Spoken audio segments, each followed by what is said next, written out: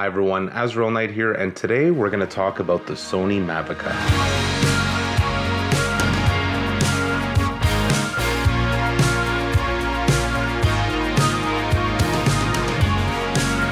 If you haven't heard of the Sony Mavica before, that's okay. This is a digital camera that was released in August of 1999, and it takes floppy disks. Yeah, you heard that right, floppy disks. No SD cards, no XD cards, no CF cards, not even a Sony memory stick. Good old-fashioned 3.5-inch floppy disk. The question that I want to answer for myself is, can I still get some kind of use out of this camera in 2017? If you think about it, we use cameras that are way older than this. As film photographers, cameras from the 70s and 80s are still being used very widely today. But this is different. And if you've seen my review on Kodak disc film, you know that there is a limit. There's a limit on quality. You can see that the negatives for the Kodak disc are super tiny. There are 15 separate exposures on this disc. Unfortunately, with Kodak disc film, too much effort was placed on convenience and not enough on quality. What I'm wondering is, does the same thing apply to this early digital camera? Did they say, people are going to be way more obsessed with getting their photos instantly than the quality of the photos themselves? And at 1 single megapixel, I'm really skeptical. But in this day and age, people buy really expensive cameras only to delete 99% of the pixels and toss their images up on Instagram. So I'm going to take this camera out for a proper field test, and I'm going to see if the quality has any place in today's society. The first thing that I found really fascinating is that these batteries are still in production today. In fact, I'm actually using one right now to light this scene.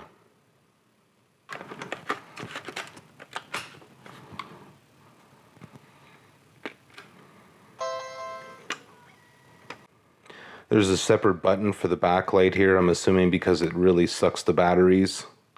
And now it wants me to enter the date.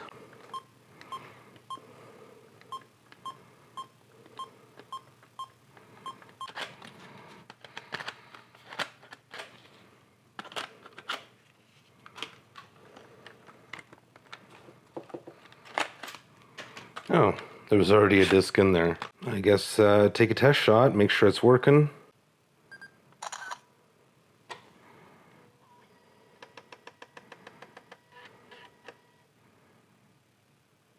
Well, that's a good sign. Now, I know that some of these discs don't work. However, I'm going to take them all with me just in case. And I'll be really limited in my shots. But that's part of the game, I guess. And then the other thing I'm going to do here is conserve power. That was weird.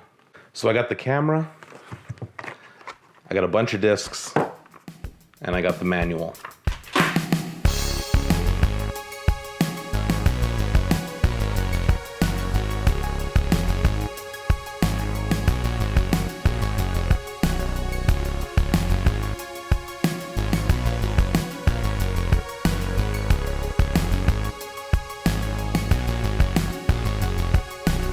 Okay guys, I'm just outside of a neighborhood called Englewood. It's one of my favorite locations in town, lots of old brick buildings and stuff like that. It's basically Old Town Calgary.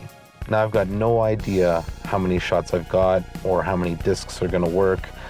It does take video, but I think I might avoid taking video because I believe a full disc will only do about 10 seconds. I might do a video test when I get back to the studio. As for now, I'm just gonna get out there, have a nice walk in this brisk 6 Celsius weather, and take some photos.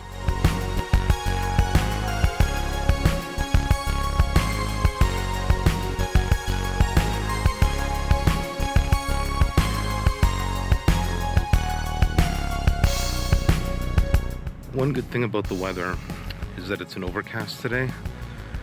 I really don't think there's going to be a lot of tonal range on this camera. So yeah, the one good thing is I'm probably not going to have to deal with overblown highlights. Okay, so believe it or not, the disc is already full. And all I took were 6 shots. I'm going to find somewhere to park my butt and see if I can get another one of those discs to work.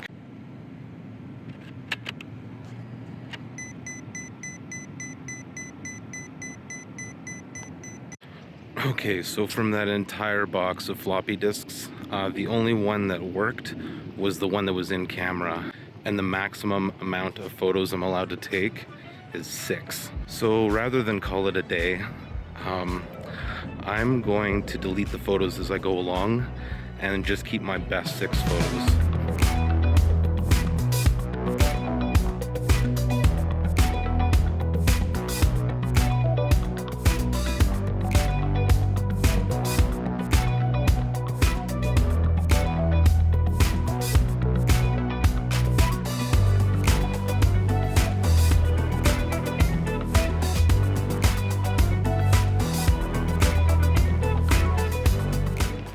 Okay, you're not gonna believe this, but this time the disc was full at 5 images.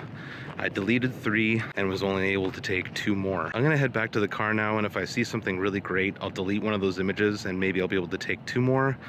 But yeah, a lot of questions answered so far. Okay, now that I'm back in my car, I gotta say I'm a little disappointed.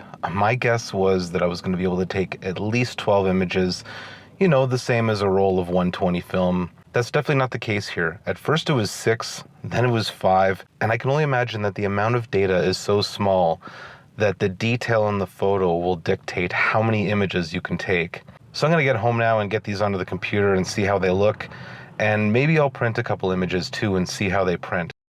This episode of Days of Night is brought to you by my patrons on Patreon. Thanks to dedicated viewers like yourself, I am able to cover the costs of these fine businesses. To show your support, please go to patreon.com/Azriel and subscribe. Okay, I'm back home now, and at this point you're probably wondering, how am I going to get those photos off of a floppy drive in 2017? And the answer is a floppy to USB drive.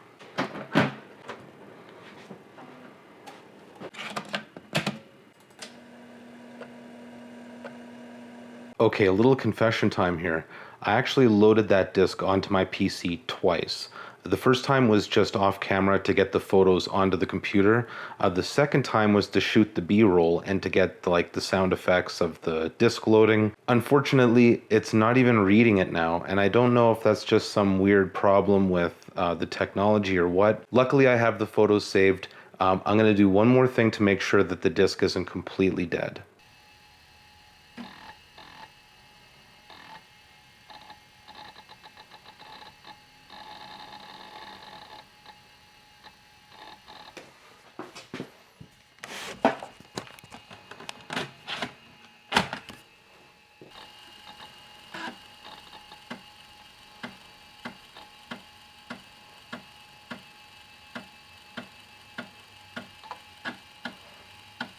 Okay, so we know that the images survived on disk, and I've got them backed up on PC.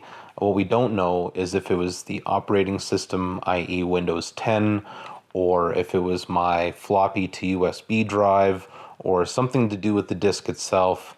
But after a first reading, it would not read it again. I am curious though if it'll read it back on here. What is that? Oh, I accidentally hit picture effect and everything went negative. That is stupid. It's also still reading it on camera. Okay, before I go any further, let's take a look at the RAW files. And I was going to say before we go any further, let's take a look at the RAW files, but that's a terminology issue because these are just straight up JPEG. So here's the first photo, and keep in mind that all of these images are 100%. First thing I noticed with this image is possibly the worst chromatic aberration I have ever seen. I shot this into the sun to see what would happen, and garbage happened. This one's alright, but it's a little dull. Might be a little bit underexposed. I thought this was decent. The camera does have optical zoom, and I took advantage of that whenever I could. The LCD pack was so hard to see, so my composition isn't really fine-tuned. That's the other thing. If you are going to use this camera, there's no cropping. You're going to have to make sure your composition is perfect right off the bat. Now, these images aren't horrible. If I posted these to Instagram, and I probably will, I don't think anybody's going to notice a quality issue. It would probably fly under the radar as far as being an 18-year-old digital camera goes. I was really hoping that Nash sign would be sharper, but you can see all sorts of little fuzzy pixely garbage. It's just not that great. It's just not that great. As a final test of this camera, I'm going to tweak one of these images and see how it prints on an 8x10. Okay, here it is after some minor Lightroom tweaks, just to bump up the colors and even out the exposure a little bit. And now let's see how it prints on an 8x10. So as you've probably already expected, the print is absolute garbage. I mean, I really held out for this camera. I wanted to make sure that if there was some redeeming quality, that I'd be able to find it, and I can't. Let me just give you a rundown. It's 1 megapixel, it's automatic, the chromatic aberration is outstandingly bad. It's clunky, and don't even get me started on how floppy disks have just not survived the digital age. Here's a whole box of disks. Didn't even work. And the final disk stopped reading on my PC just after I got the photos off. I'd like to think that there isn't a camera out there that I could hate, but the biggest compliment I can give the Sony Mavica is that it's nifty. It's nifty that it takes floppy disks when it works. It makes nifty sounds, but it's sort of this bridge model where people knew where things were going. Sony definitely knew where things were going, but the technology just wasn't there. It was sort of like the Betamax of cameras, sort of like the Sega Saturn of cameras. More accurately, it's like the Kodak disc of digital cameras. They wanted to cram all this convenience into the camera, and they didn't consider that the technology just wasn't there yet. Or they did, and they didn't care. I hope you enjoyed this episode. Maybe you found it educational. At the very least, I hope you found it entertaining. If you did, please remember to like, share, and subscribe. And until next time, stay classic.